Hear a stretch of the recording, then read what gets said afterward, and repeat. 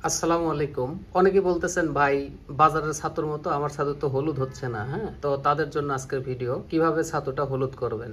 এইভাবেই হলুদ বানায় বাজারের ছাতু, এই একই অবস্থা। ঠিক আছে, তো আমি দেখাই দিচ্ছি, কারণ বাজারে বিভিন্ন টাইপের ফিট, বিভিন্ন টাইপের ফিটের বিভিন্ন টাইপের কালার হয়। তো আমরা যেন একই কালার করতে পারি বা হলুদ, এটা একটা মাইন্ড স্যাটিসফ্যাকশন। যদিও হলুদ কালার না হলেও চলবে, কোনো প্রবলেম নাই, কিন্তু তারপরেও দেখাই দেওয়া লাগতেছে। তো যাই হোক, এটা আপনারা কিভাবে করবেন আমি সেটা একটু দেখিয়ে দেই।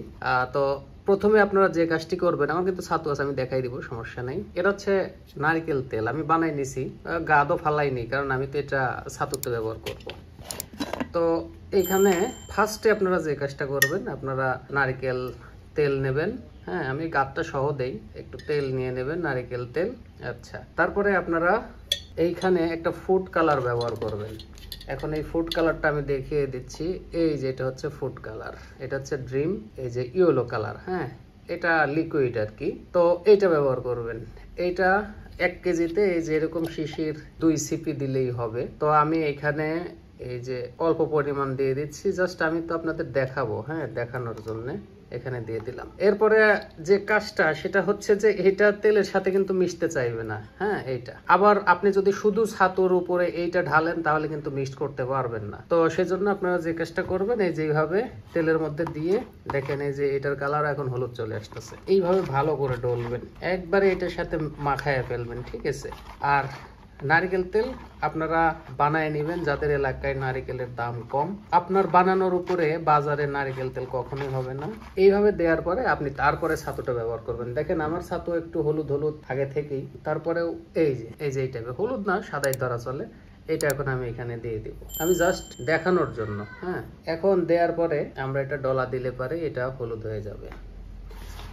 এটা যখন আমরা এইভাবে ডলবো, আমি জাস্ট অল্প পরিমাণ নিয়ে আপনাদের দেখাই দিচ্ছি। এখন আপনাদের মাইন্ড স্যাটিসফ্যাকশনও হবে, আবার যে আমি তো আমার ছাতু তো হলুদ হয়েছে বাজারের ছাতুর মতো। যদিও এটা অপশনাল, এটা করলেও করতে পারেন, না করলেও কোনো প্রবলেম নাই, চলবে। তবে যাদের ছাতু কালো হয় বা দেখতে ভালো লাগে না, তারা এই কাজটা করতে পারেন।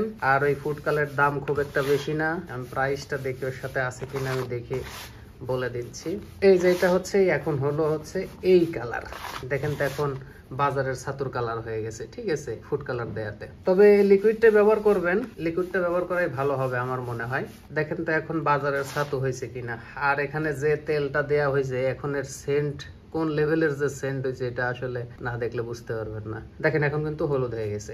ঠিক আছে, এখন আমি একটু দেখাই দিচ্ছি। এটার প্রাইস, এটার দাম কম, 80 টাকা। এটার দাম হচ্ছে 80 টাকা। এটা আপনি অনেকদিন ব্যবহার করতে পারবেন, প্রায় 4-5 কেজি ছাতুতে এটা ব্যবহার করতে পারবেন। এই যে ভালো করে দেখে নেন, ইয়েলো, এটা হচ্ছে ফুড কালার, খাবারে ব্যবহার করা হয় বিভিন্ন কালার দেওয়ার জন্য, মূলত এই কালারগুলো। কিন্তু আপনারা ইয়েলো কালারটা ব্যবহার করবেন, এটা অনেক ধরনের কালারই পাওয়া যায়। তো আশা করি এখন বুঝতে পারছেন যে কিভাবে আপনারা এই ফুড কালার ব্যবহার করে ছাতু হলুদ বানাবেন। কিন্তু এখানে কথা আছে, সরাসরি কিন্তু এটা ব্যবহার করলে আপনি হলুদ বানাইতে পারবেন না, ওটা ছড়াবে না। তো তখন কিন্তু দেখবেন যে হচ্ছে না।